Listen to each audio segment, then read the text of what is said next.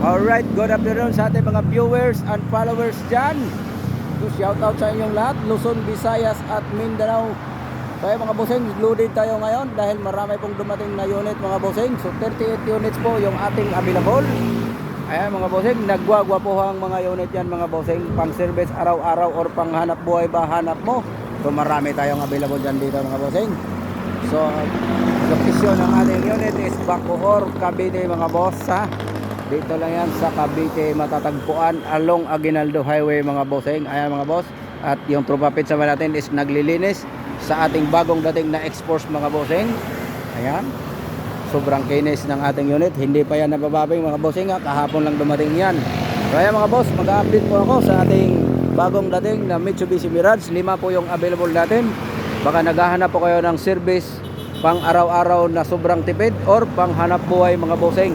So ito, umpisa natin dito sa ating kulay silver na Mitsubishi Mirage G4 na GLS, top of the line yan mga bossing, kulay silver at ending 6 po yung kanyang plate number. Mileage dito mga bossing is 21,000 km at naka R15 alloy mag wheels na yan mga bossing. Mayroon lang isang mga scratches gawa ng hindi pa po ito nababapping, bagong dating lang yan mga boss.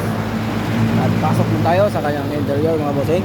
Mayroon na ring signal light ito sa kanyang side mirror mga bossing at nakakilis entry yan mga boss ha. So yan po yung kanyang interior at meron na rin yung reverse parking camera mga boss, built in sa kanyang radyo mga bossing. Ayan po yung kanyang udo. Ayan, original mileage yan mga bossing, 21,000 km. Unit natin mga bossing from Swiss Bank yan. Kaya naman napakasariwa ng ating mga unit. Amoy kasa pa yan mga bossing. So sa gustong mag-viewing, yan po yung ating kulay silver na 2025 model na GLS mga bossing. Ayan, available yan mga bossing sa financing or trade-in. Pwede yan mga bossing, laban tayo dyan. So ayan po yung ating isang kulay silver mga bossing. Price nyan is 590k.